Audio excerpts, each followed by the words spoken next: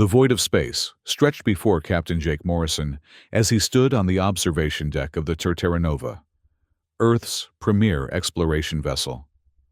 The stars twinkled against the black canvas, each one representing a possibility, a new frontier. 5 years had passed since Earth had joined the Galactic Council.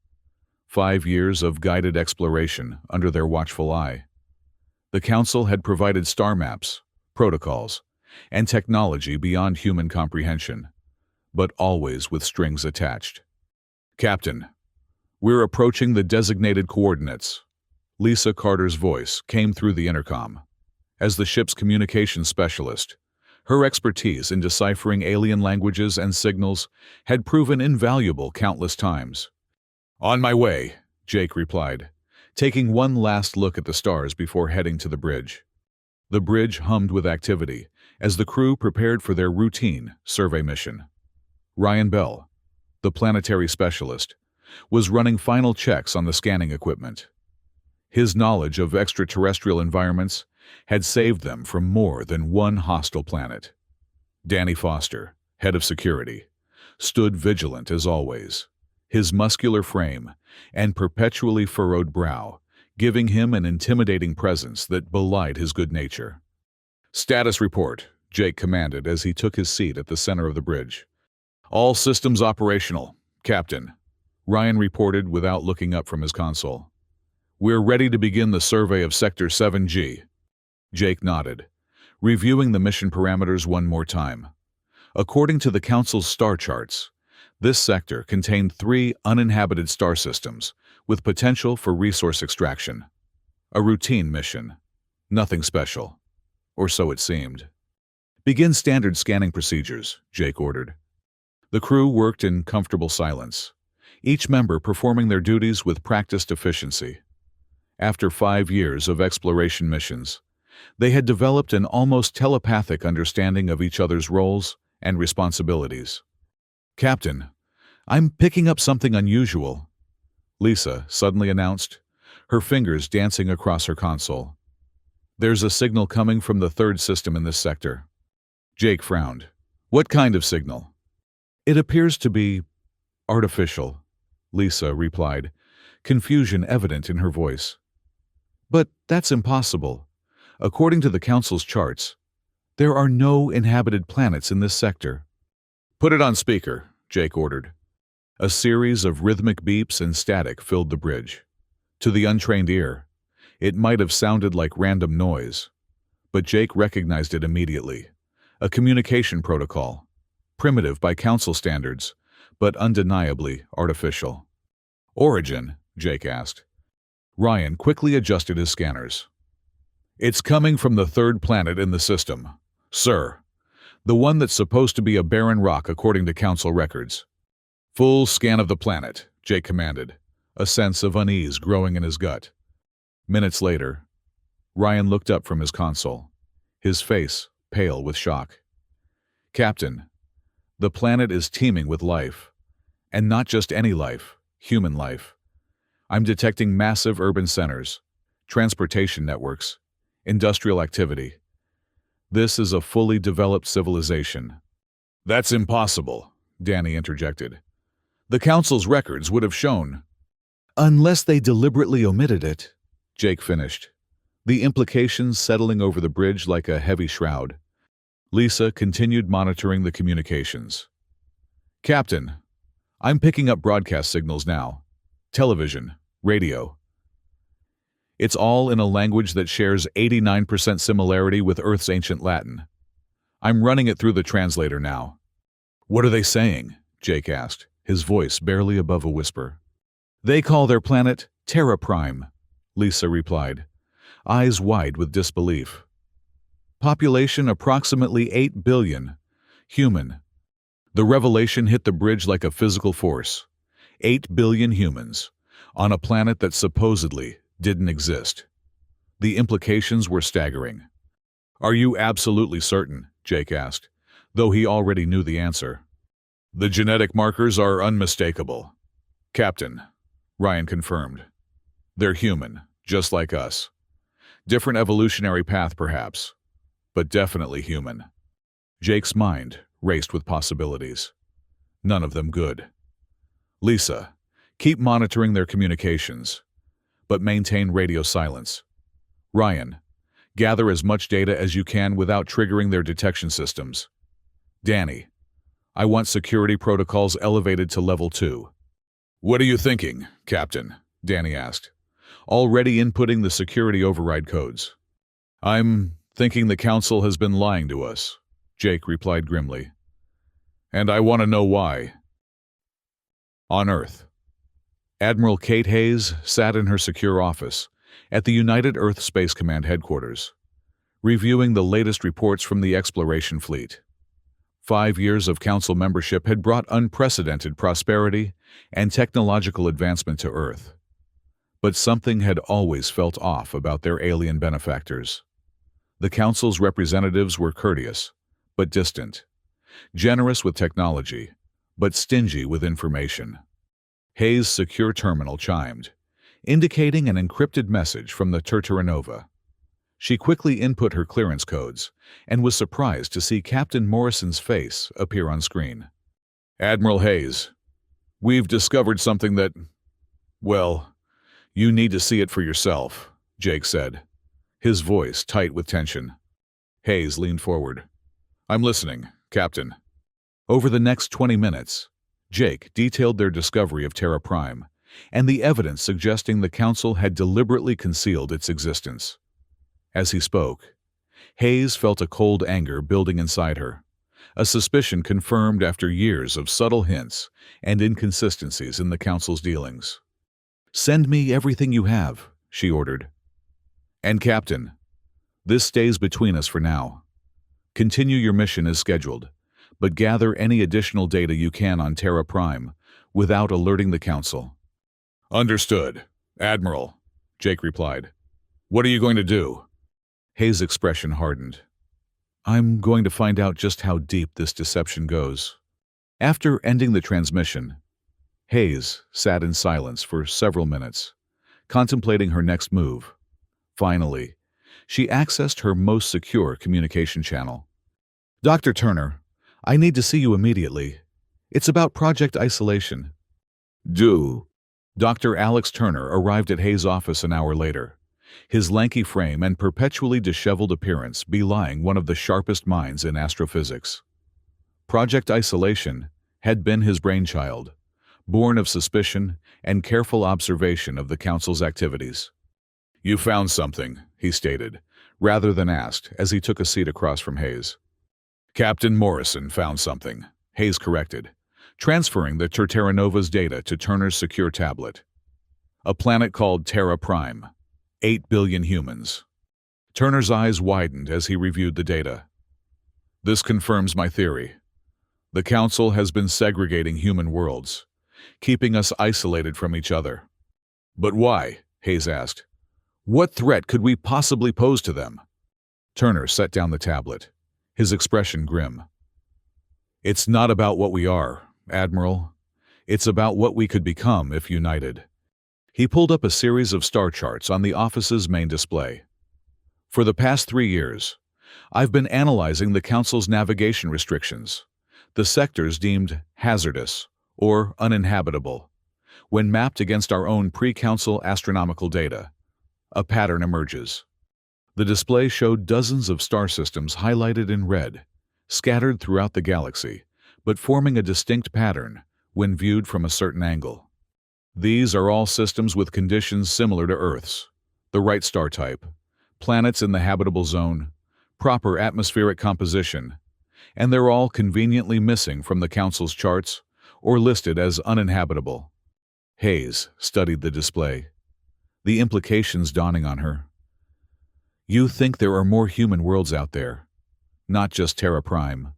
Dozens, possibly hundreds, Turner confirmed. Each one isolated, told they're alone in the universe except for the Benevolent Council. We need to confirm this, Hayes decided, and we need to establish contact with Terra Prime without the Council knowing. Turner nodded.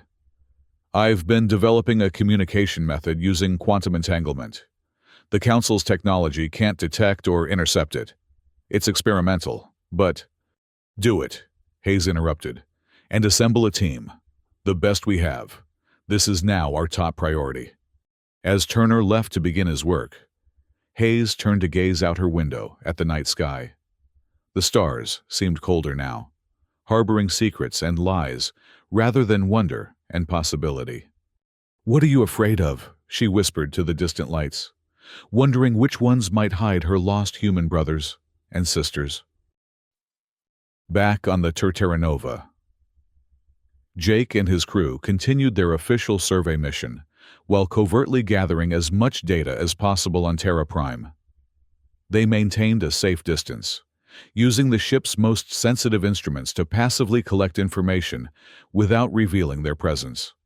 Lisa had managed to tap into Terra Prime's communication networks, giving them access to television broadcasts, radio signals, and even their primitive version of the Internet.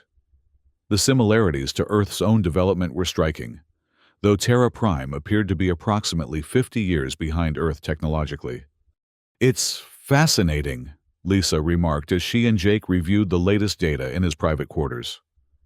Their history, their languages, their cultures, so similar to our own in broad strokes, but with completely different details. They never had a World War II or a Cold War. Their unification happened centuries earlier than ours. Jake nodded, studying the images of Terra Prime cities. Grand, beautiful constructions that blended technology with nature in ways Earth's architects had only begun to explore. "Any indication they know about the Council?" he asked. Lisa shook her head. "None that I can find. It seems the Council hasn't made contact with them yet. Or if they have, it's been done covertly." Jake's terminal chimed with an incoming transmission from Earth, Admiral Hayes using the secure channel they'd established.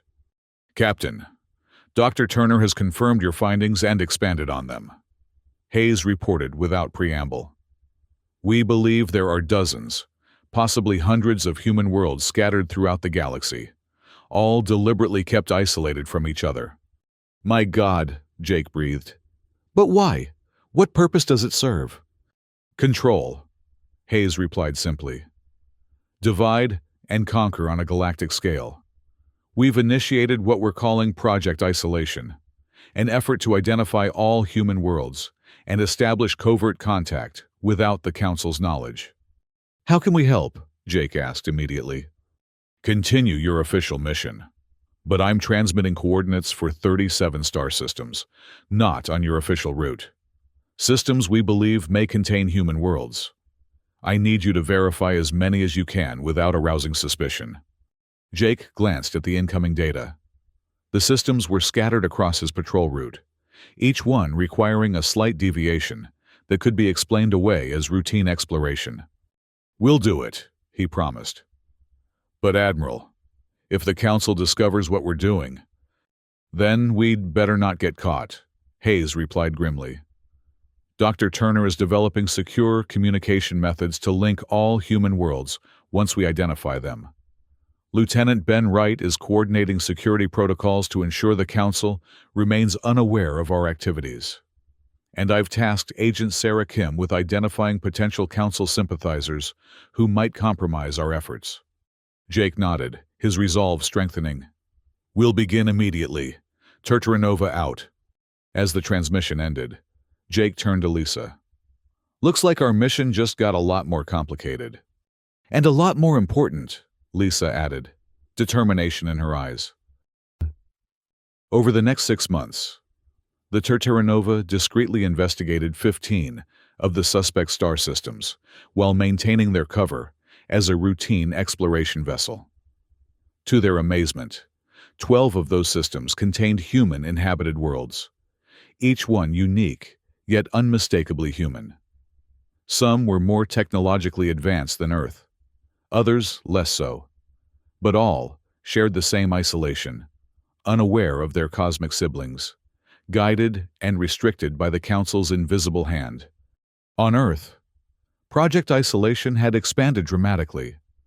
Dr. Turner had successfully developed his quantum entanglement communication system, allowing instant, undetectable contact between Earth and the Terra, and eventually between all human worlds. Lieutenant Wright had implemented a complex security protocol that compartmentalized information and used rotating ciphers to protect their growing network.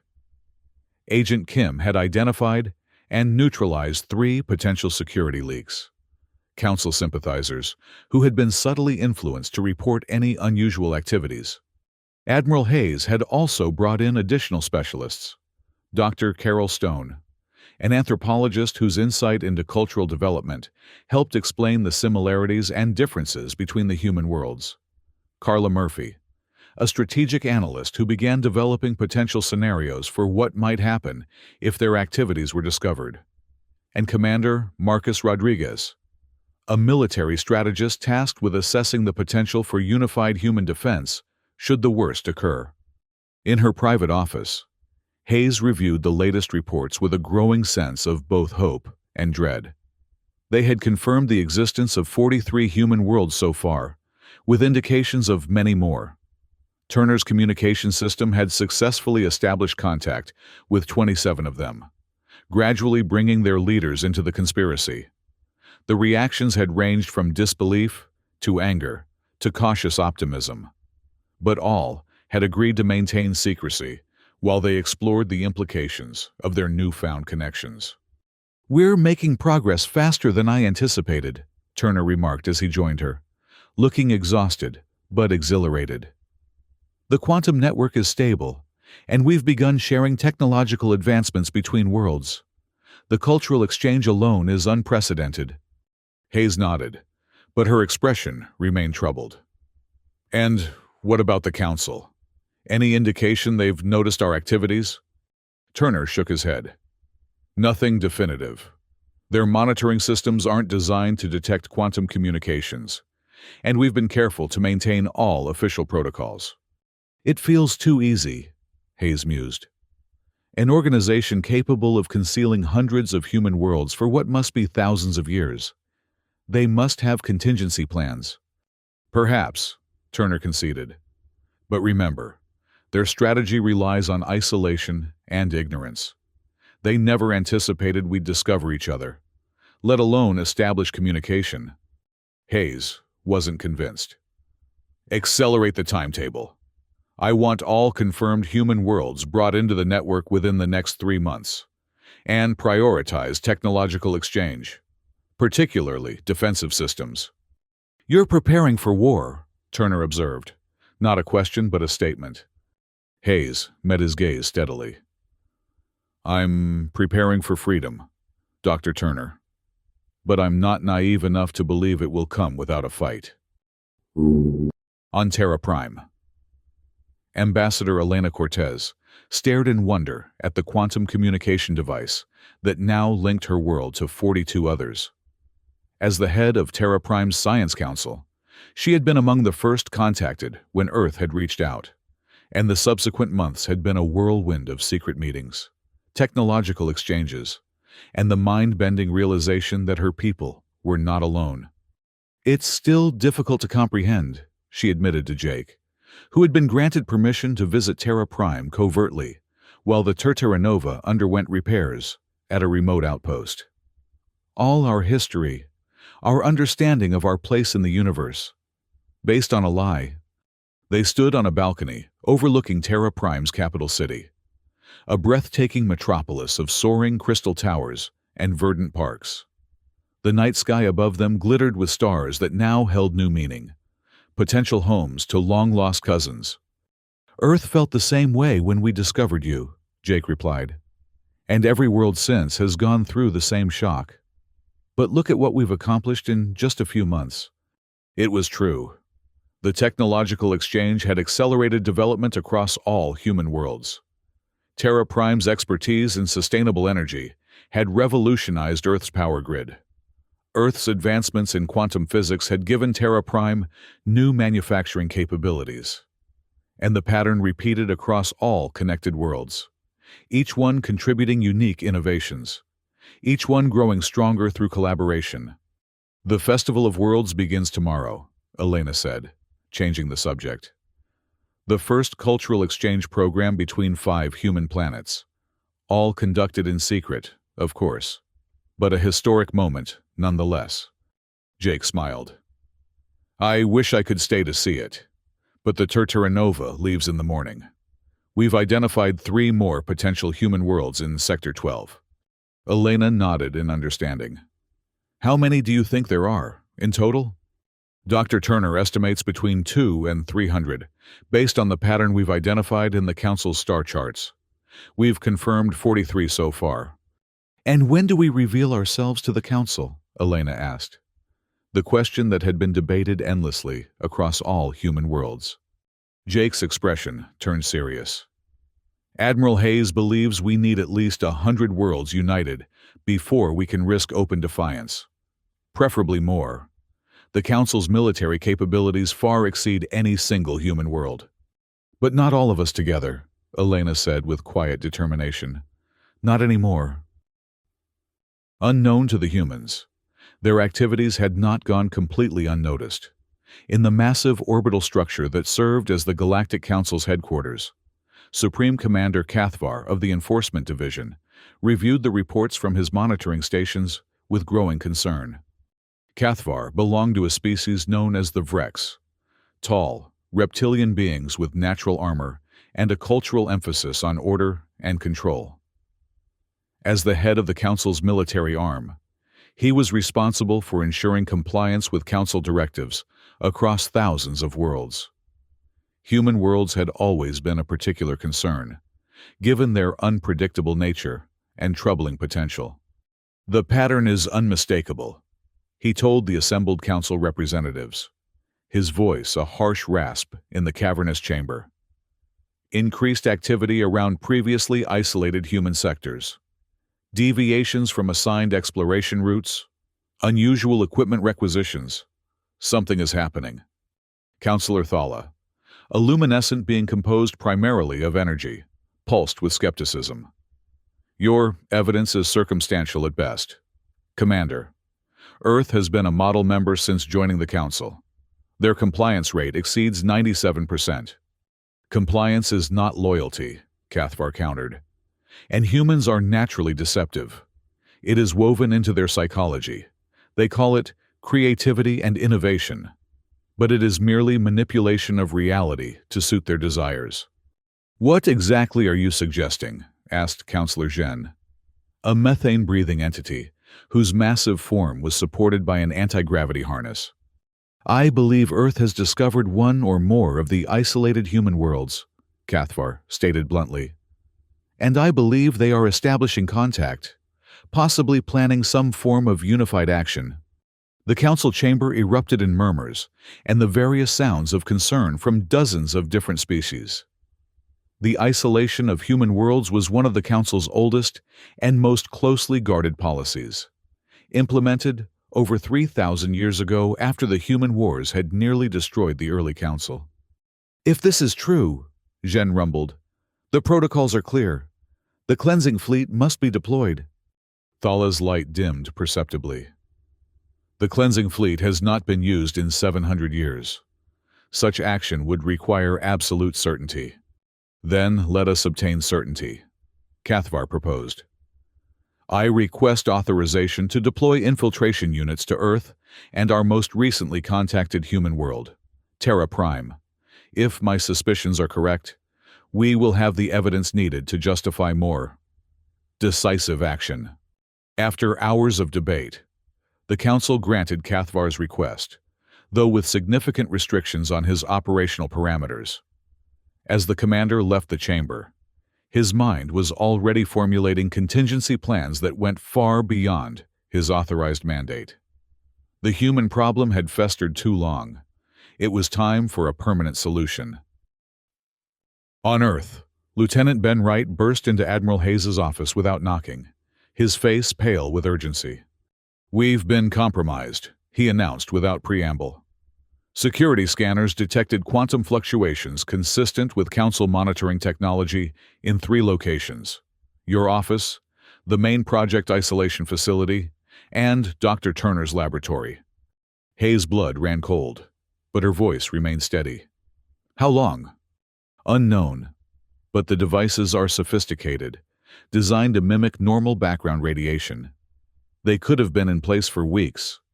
Hayes activated her secure terminal. Implement Protocol Sundown. All Project Isolation personnel to secondary facilities immediately. Purge all primary databases. Wright nodded and hurried out to execute the order. Hayes sat alone for a moment, contemplating the implications. If the Council had been monitoring them, they knew about the human network, about their plans for unification. The question was, what would they do with that knowledge? Her terminal chimed with an incoming transmission. Captain Morrison, on an emergency channel. Admiral, we've detected a massive energy surge in the vicinity of the Council headquarters, Jake reported, his image flickering with static. Long-range sensors show a fleet mobilizing, at least 2,000 vessels. Hayes closed her eyes briefly, absorbing the blow. The cleansing fleet, she murmured. Admiral? Ancient Council records we accessed mentioned it. A specialized armada designed for one purpose: the complete eradication of civilizations deemed irredeemably disruptive to galactic order. Jake's expression hardened. Target? Unknown, but given the timing. Hayes let the implication hang. What are your orders, Admiral? Hayes took a deep breath, the weight of humanity's future settling on her shoulders. Implement emergency protocol unification. All human worlds to full military readiness. Activate the combined defense network. And Captain, get back to Earth as fast as you can. We're going to need every ship. The next 72 hours saw frantic activity across all 43 connected human worlds. The quantum communication network hummed with constant traffic as leaders coordinated their response to the looming threat. Military vessels were mobilized, defense systems activated, and civilian populations prepared for potential conflict. On Terra Prime, Ambassador Cortez oversaw the installation of Earth's advanced shield technology, augmented by innovations from 3 other human worlds. Their combined efforts had produced a defensive system far more powerful than any single world could have developed alone. Will it be enough? Asked President Diaz, Terra Prime's civilian leader, as they watched the shield generators come online. Against 2,000 Council vessels? Cortez replied honestly. No, but it's not just us anymore. Across the galaxy, a miracle of cooperation was unfolding. 800 vessels from 43 human worlds were converging on a predetermined point in deep space, forming the first united human fleet in history. Each ship carried unique technologies and weapons, hastily adapted to work in concert with their newfound allies. The Terra-Nova, having completed its emergency return to Earth, now served as the fleet's advanced scout, monitoring the approach of the Council's cleansing fleet. On its bridge, Jake watched the tactical display with grim determination. The Council fleet has changed course, Lisa reported. They're heading directly for the Arcturus system. Terra Prime, Jake realized. They're targeting Terra Prime first. Admiral Hayes, who had transferred her flag to Earth's largest battleship, the Defiant, appeared on the main view screen. All ships, adjust course to intercept at the edge of the Arcturus system. We make our stand there, before they reach Terra Prime. As the human fleet maneuvered into position, Hayes addressed her collected captains one final time. What we do today will determine the future of humanity for millennia to come. The Council sought to keep us divided, fearful, and controllable. They failed. Today, we stand united. Today, we claim our rightful place among the stars, not as servants, but as equals. A chorus of acknowledgments echoed through the communication system as 800 human vessels prepared for battle against an enemy that outnumbered them more than 2 to 1. Supreme Commander Cathvar observed the approaching human fleet with a mixture of contempt and grudging respect. Their coordination was impressive, their tactics surprisingly sophisticated. But it would make no difference. The cleansing fleet represented the pinnacle of Council military technology, developed over thousands of years and tested in hundreds of conflicts. Human vessels have formed a defensive perimeter at the edge of the Arcturus system, reported his tactical officer. Estimated count: 800 ships of various configurations. 800? Cathvar's scaled brow ridges rose in surprise. More than expected, but still inadequate. Prepare the primary disruptor array. Target their command vessels first. Commander, interrupted his sensor officer, I'm detecting unusual energy readings from the human fleet. They appear to be linking their shield systems somehow. Cathvar leaned forward, suddenly alert. Explain. The energy signatures are flowing between vessels, creating a unified defensive field. It's unlike any configuration in our database. For the first time, Cathvar felt a flicker of unease. Improvisation and adaptation, the very traits that had made humans such a persistent problem throughout Council history. But it was too late for doubt now. The Council had spoken. The cleansing fleet was deployed, and the human infection would be excised once and for all. Commence the attack, he ordered. All vessels, advance. The battle that followed would later be known as the Liberation of Arcturus, the first major conflict of the Human Freedom War. As the Council's massive fleet approached, the human vessels executed a maneuver that had never been attempted before. They linked their shield systems using modified quantum entanglement technology, creating a unified defensive barrier that drew power from all 800 ships simultaneously. When the Council's primary weapons fired, the devastating energy beams that had shattered planets in previous cleansings impacted the human shield wall and dissipated, converted into additional power for the defensive system in a feedback loop that turned the enemy's strength against them. "It's working!" Lisa exclaimed as the Terra shuddered under the strain, but held firm. "The linked shields are holding." Jake nodded grimly. "For now. But we can't just defend forever. Admiral, requesting permission to execute attack pattern Omega." Hayes' voice came through clearly. "Permission granted, Captain. All attack groups, commence Operation Spearhead." The human fleet suddenly shifted formation, maintaining their shield link but creating 5 distinct battle groups that began to move in complex, interwoven patterns. As they maneuvered, they launched waves of autonomous attack drones, another innovation born from the technological exchange between human worlds. The drones, too small to be effectively targeted by the Council's primary weapons, swarmed through the massive enemy formation, attaching themselves to critical systems and detonating with precisely calculated force. Council vessels began to falter and fall out of formation as their propulsion and weapon systems failed. On the bridge of his flagship, Cathvar watched in growing alarm as his perfect formation began to disintegrate. "Adjust targeting parameters. Destroy those drones." "We're trying, Commander," his tactical officer responded, stress evident in his voice. "But their movement patterns are unpredictable, and they're too numerous to track effectively." Cathvar slammed his armored fist against his command chair. "Impossible! They are merely humans. Primitive, isolated humans." But the evidence before him told a different story. These were not the isolated, technologically restricted humans the Council had carefully managed for millennia.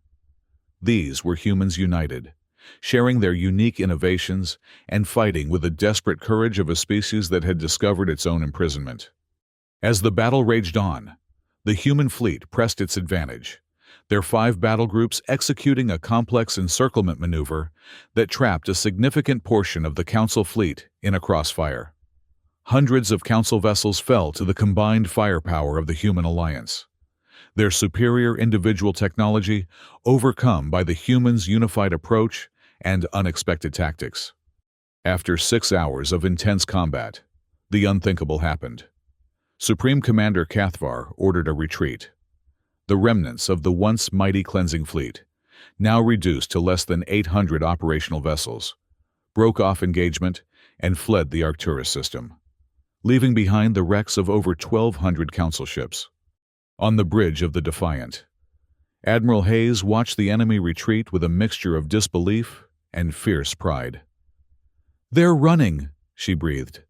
"We actually did it." "Not without cost," Jake reminded her solemnly, from the Terra. The human fleet had lost nearly 300 ships in the battle, with many more severely damaged. "No," Hayes agreed, "but we've shown what humanity can accomplish when united, and this is just the beginning." The news of the Council's defeat spread rapidly throughout the galaxy, transmitted through official channels and whispered in the shadowy information networks that existed beyond the Council's control. For the first time in thousands of years, the Council's military supremacy had been challenged and found wanting. On world after world, species that had long chafed under Council restrictions began to question the authority that had seemed unassailable for millennia. Some openly defied Council directives. Others merely observed and waited, sensing a shift in the galactic order. In an emergency session at Council headquarters, representatives from hundreds of member species debated furiously over how to respond to the human rebellion and the broader unrest it had sparked. "We must deploy the reserve fleets," Cathvar insisted, his scales flush with anger and humiliation. "Crush this human alliance before it inspires further defiance." Councillor Thala pulsed with skepticism. "Our invincible cleansing fleet just suffered a devastating defeat. What makes you think the reserve fleets would fare any better?" "The humans caught us unprepared," Cathvar argued. "Now, we know their tactics, their technologies. We can adapt." "As can they," countered Councillor Jen. "That is their greatest strength, one we have feared since the ancient human wars. Their capacity for rapid adaptation and innovation, multiplied across multiple worlds. It is precisely the scenario our isolation policy was designed to prevent." The debate continued for days, but gradually a new reality emerged. The Council could no longer impose its will through sheer military might. The age of unquestioned authority was ending, replaced by an uncertain future where negotiation and compromise might become necessary. 6 months after the Battle of Arcturus, representatives from all 43 human worlds gathered on Earth for the signing of the Human Freedom Accord, establishing the United Federation of Humanity as a sovereign galactic power. The ceremony, broadcast across all human planets, marked the formal unification of humanity and its declaration of independence from Council authority. Admiral Hayes, now elevated to the position of Defense Coordinator for the Federation, stood alongside the leaders of dozens of human worlds as Earth's President Chen signed the historic document. Today marks not an ending, but a beginning, the President declared to the assembled dignitaries and the billions watching across human space. For 3,000 years, the Council sought to keep us divided, to prevent us from realizing our shared destiny. They failed.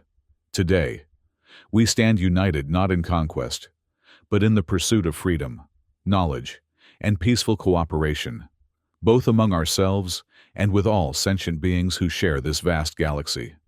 The speech continued, outlining the Federation's principles of mutual defense, technological cooperation, cultural exchange, and openness to peaceful relations with all species, including those within the Council.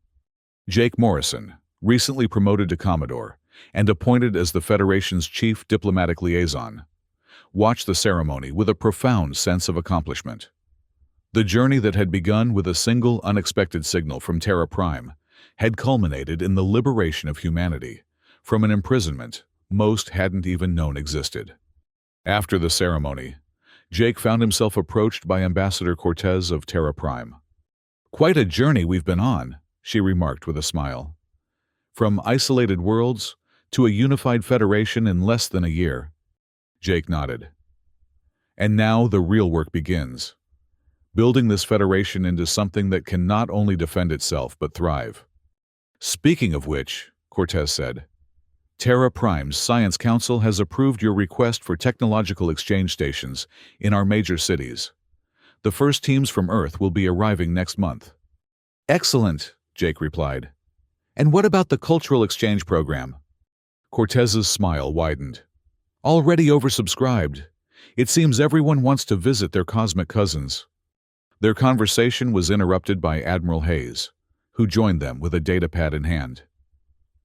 I thought you'd want to see this, she said, handing the device to Jake. We've just received confirmation of contact with Human World 44. They call themselves Nova Terra. Jake scanned the preliminary report with interest. Underwater cities? Fascinating adaptation. And potentially valuable technology for oceanic resource extraction, Hayes added. Their representatives have already expressed interest in joining the Federation. The family keeps growing, Cortez observed. Hayes nodded, her expression turning more serious. As does the responsibility. The Council has formally requested negotiations with the Federation. They're proposing recognition of our sovereignty in exchange for certain assurances. What kind of assurances? Jake asked warily. Limits on our expansion, restrictions on certain technologies, formalized borders. Hayes listed. Standard diplomatic bargaining positions. Their initial offer is unacceptable, of course, but it's a starting point. And if negotiations fail? Cortez asked the question on everyone's mind. Hayes' expression hardened. Then we defend what we've built. The Council's military advantage is diminishing daily as more human worlds join our network and share their innovations. They know this. It's why they're willing to negotiate now, rather than risk another direct confrontation. The three leaders gazed out at the celebration continuing around them, each contemplating the challenges and opportunities that lay ahead. The path would not be easy. Centuries of isolation had created distinct cultures, values, and priorities across human worlds that would need to be reconciled. The Council, though weakened, remained a formidable power with thousands of member species and vast resources. And there were likely many more human worlds still undiscovered, still living in artificial isolation. But for the first time in 3 millennia, humanity was charting its own course among the stars, united in purpose, if not yet in all particulars. The Council had tried to hide Earth's existence, and the existence of all human worlds, from each other. But it was too late. The truth had emerged, and with it, a new chapter in human history had begun. 1 year after the signing of the Human Freedom Accord, Commodore Jake Morrison stood on the observation deck of the new Federation flagship, Unification, watching as the massive vessel prepared to depart on its inaugural mission. The ship represented the pinnacle of combined human innovation, propulsion systems from Terra Prime, defensive technology from Earth, life support from Nova Terra, and countless other contributions from the 57 human worlds now united under the Federation banner. Commodore, all systems are ready for departure, reported Captain Lisa Carter, who had been given command of the Unification while Jake served as mission commander. Very good, Captain, Jake replied. Signal the escort fleet and proceed when ready. As the massive vessel pulled away from Earth's orbital shipyard, Jake reflected on the extraordinary journey that had brought humanity to this point. What had begun as a routine exploration mission had evolved into a revolution that transformed the galactic landscape. The Council, once seemingly omnipotent, now treated with the Federation as equals, engaging in complex negotiations that would redefine the relationship between humanity and the wider galactic community. The mission ahead was both diplomatic and exploratory, establishing formal relations with non-Council species who had reached out following humanity's successful defiance, while continuing the search for more lost human worlds. Intelligence suggested at least 100 remained undiscovered, still living under the Council's deception. Thinking about where it all began, asked a familiar voice, as Admiral Hayes joined him at the observation window. Jake smiled. Hard not to. One unexplained signal that led to the liberation of our entire species. Hayes nodded thoughtfully. Freedom is just the beginning. What we build with it, that's the true test. Oh, speaking of building, Jake said. I heard the Terra Prime construction teams completed the first interstellar cultural center on Earth. Ahead of schedule, Hayes confirmed. And the joint research facility on Nova Terra has already produced 3 major breakthroughs in underwater habitat technology. The exchange of knowledge is accelerating faster than even Dr. Turner predicted. Jake turned from the window to face the Admiral directly. And the Council. Any update on the negotiations? Hayes' expression turned more serious. Progress is slow but steady. They've acknowledged our right to exist as a unified entity, a significant concession given their previous policy. In return, we've agreed to share certain non-military technologies that could benefit all species. Trust but verify, Jake quoted with a wry smile. Exactly, Hayes agreed. Our intelligence network remains vigilant. The more progressive elements within the Council seem genuinely interested in a new relationship. But others, particularly Commander Cathvar and his supporters, continue to view us as a threat to be contained. Their conversation was interrupted by an alert from the bridge. Commodore, Admiral, came Lisa's voice over the intercom.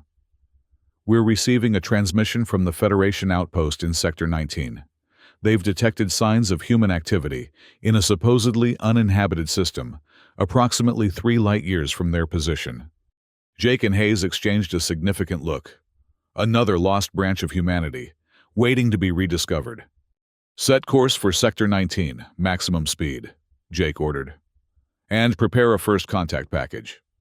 Let's welcome our brothers and sisters home. As the Unification's powerful engines engaged, propelling the ship into the vast unknown, Jake felt a profound sense of purpose. The Council had tried for millennia to keep humanity fragmented and controllable. But in doing so, they had inadvertently created the very diversity that now made the unified human species so formidable. Each isolated world had developed unique solutions to universal problems, unique perspectives on existence, unique contributions to make to the whole. The stars streaked past the observation window, each one a possibility, a frontier, a potential home to yet another branch of the human family tree.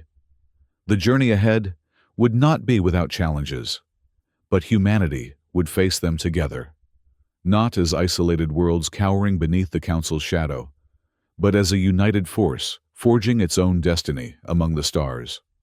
The Council had tried to hide Earth's existence, to hide all human worlds from each other, but it was too late. The truth had emerged, and with it, a new era of human potential had dawned.